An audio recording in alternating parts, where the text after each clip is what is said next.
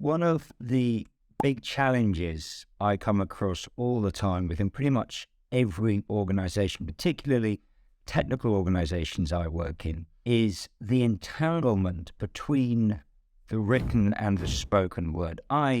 What works brilliantly in a written document does not translate when we're talking to people face to face. And so often when people are presenting, updating, communicating in a face to face or online situation, they end up bullet pointing information off a slide, reading information off a slide. And because the written word is about taking the emotion out, it's about giving calm, considered, rational information, you might as well just send the audience an email. There's very little value you being there, certainly from a persuasion point of view. So when it comes to face-to-face communication, we need to make sure that we are incorporating some emotion into our delivery in order to make sure that we are maximizing our opportunity to influence and persuade people. If you want to just give somebody some information, send them an email.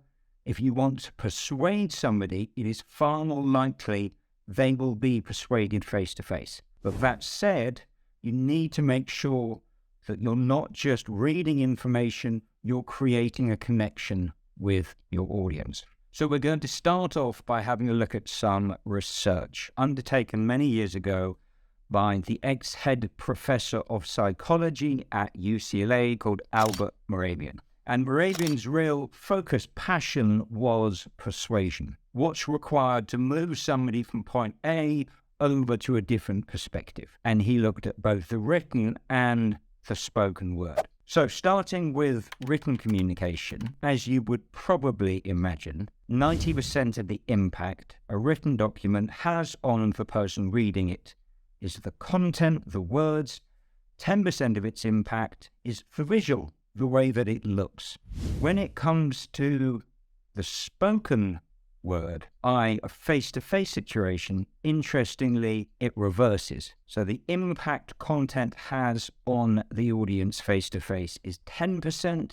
Actually, it was even lower, it was about 7.4%, which leaves 90%, which is split into 60% and 30%. The 60%, the bit that has the most impact on the audience, is our body language, the physical signals that we get across.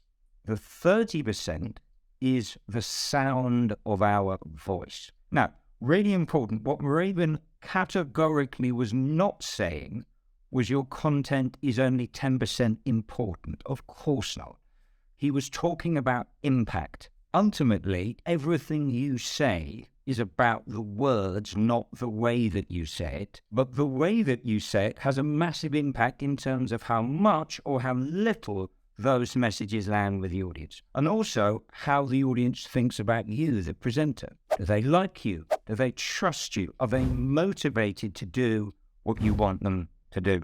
He also concluded that there has to be a congruence between what you say and how you say it. So if I say, it's fantastic to be here, then there's a lack of congruence between the words I'm saying and the way that I deliver it. If I say, it's fantastic to be here, then you start to believe it. So there's a physical ingredient, comes from our bellies, helps to generate that 90% body language and voice, and it is energy.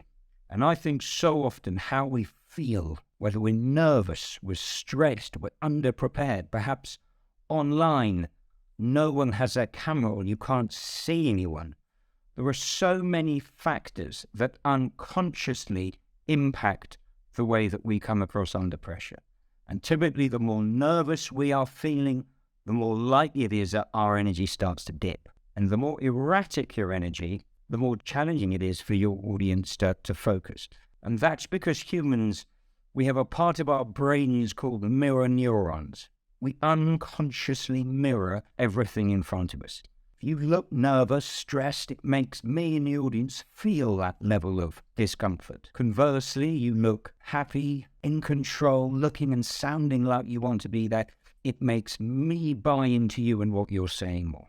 So personal energy is often very erratic. What we're looking for is a level of energy that keeps you and maintains you in those peaks.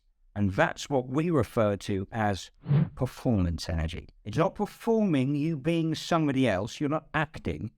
It's simply you learning how to put your best self forward every time you communicate, irrespective of how you are feeling. And if we were to measure performance energy, we have our energy tank. 0% energy would be the equivalent of lying in a heap on the floor, and 100% energy, as you're about to see in your video, I think we will all agree, over the top. That band of energy where we start to really engage the audience, where we start to really influence and persuade, between about 60 and 80%. Anything above 80%, the danger is it's too much. Anything below 60%, we get into the realms of too little energy. People switch off.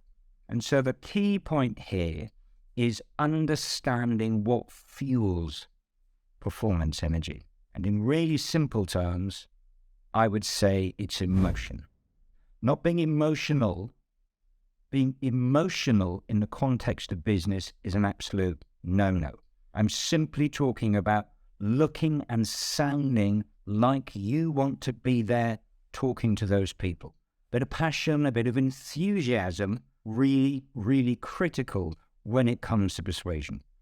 And as I alluded to earlier, take the emotion out, you might as well send the audience an email. So another word for performance energy, charisma. And I love that little description. Charisma is the appropriate expression of a wide range of emotion.